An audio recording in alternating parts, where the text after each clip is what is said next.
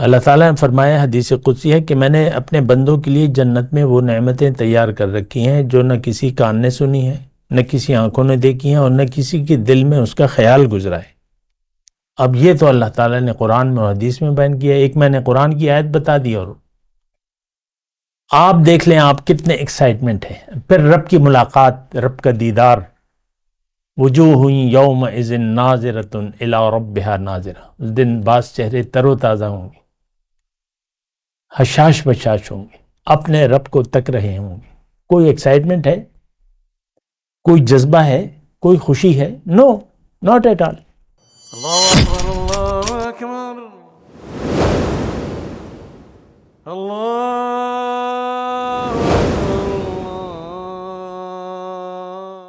اعوذ باللہ من الشیطان الرجیم، بسم اللہ الرحمن الرحیم۔ اللہم صلی علی سیدنا محمد معدن الجود والکرم وآلہ وسلم۔ سامعین و ناظرین اکرام، السلام علیکم ورحمۃ اللہ وبرکاتہ۔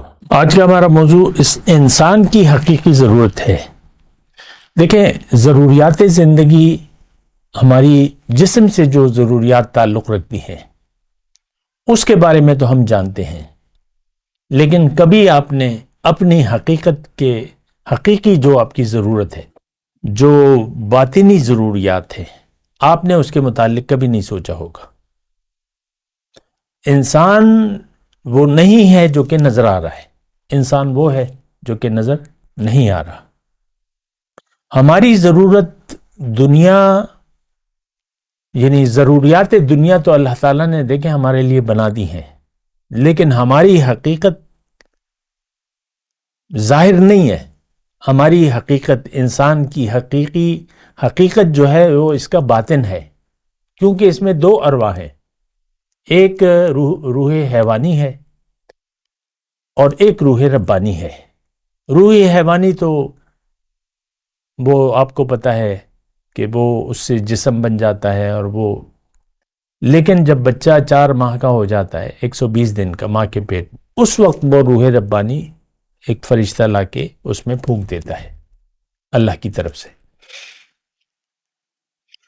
تب وہ انسان بنتا ہے۔ اور یہ بات بھی نوٹ کر لیں کہ انسان جو نظر آ رہا ہے وہ حقیقی انسان نہیں ہے۔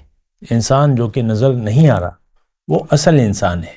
آج کا میرا موضوع انسان کی حقیقی ضرورت۔ دیکھیں، حقیقی ضرورت اس کی باطنی ضروریات ہے۔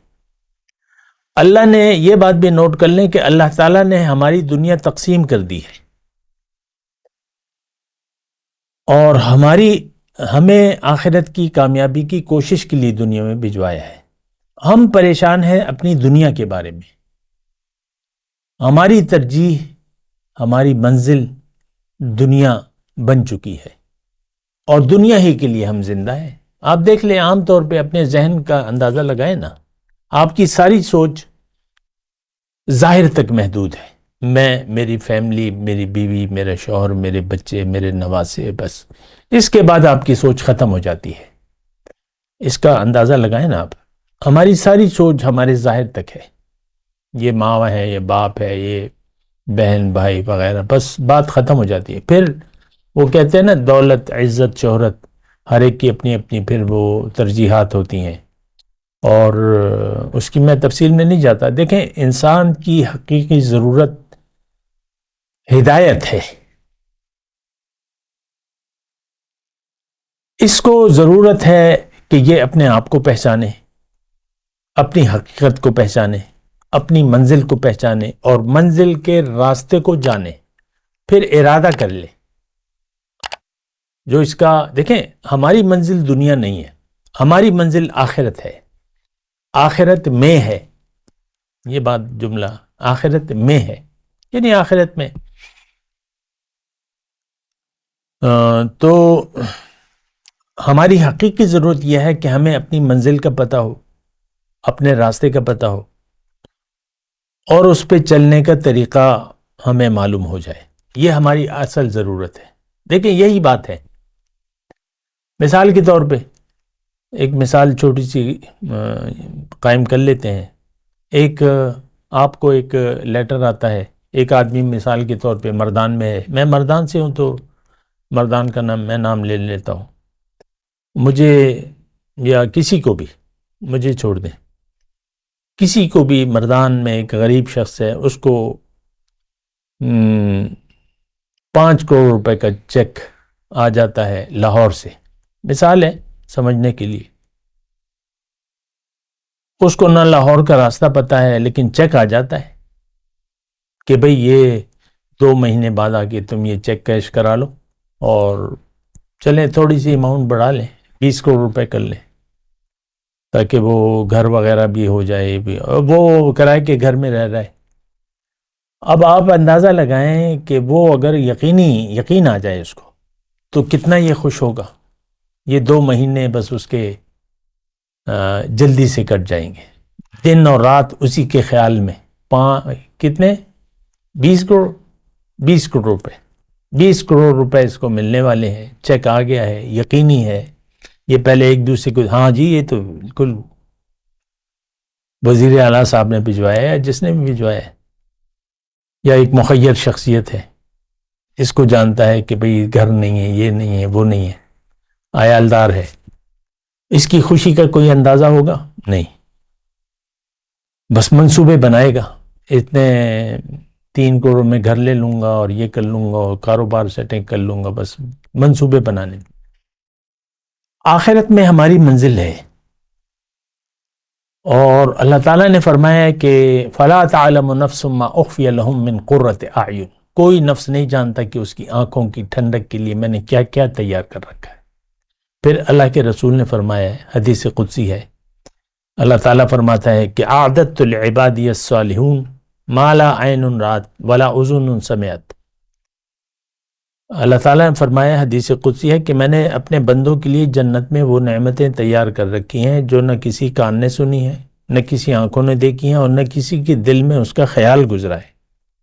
اب یہ تو اللہ تعالیٰ نے قرآن میں اور حدیث میں بیان کیا ہے، ایک میں نے قرآن کی آیت بتا دی، اور آپ دیکھ لیں آپ کتنے ایکسائٹمنٹ ہے۔ پھر رب کی ملاقات، رب کا دیدار، وجوہ یومئذ ناظرۃ الی ربہا ناظرہ، اس دن بعض چہرے تر و تازہ ہوں گے، حشاش بشاش ہوں گے، اپنے رب کو تک رہے ہوں گے۔ کوئی ایکسائٹمنٹ ہے؟ کوئی جذبہ ہے؟ کوئی خوشی ہے؟ نو، ناٹ ایٹ آل۔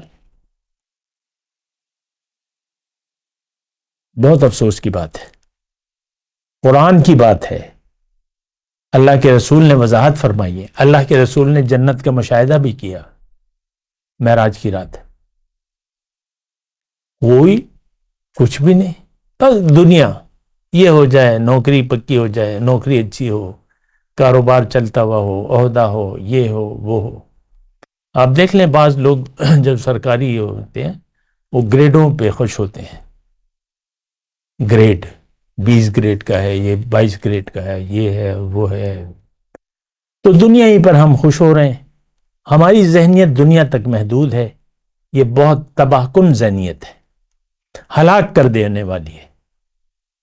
اللہ کے رسول نے، ایک حدیث ہے اس کا مفہوم کہ 5 چیزیں ہلاک کر دینے والی ہیں، اس میں ایک جو ہے خواہشات جس کی پیروی کی جائے، ہوم متبع، خواہشات جس کی آپ پیروی کریں، تو ہم بس من چاہی زندگی گزار رہے ہیں، اور اس پر ہمارا اصرار ہے۔ زندگی ہم اپنی مرضی سے اور دنیا کے لیے گزار رہے ہیں، تباہ کن سوچ ہے۔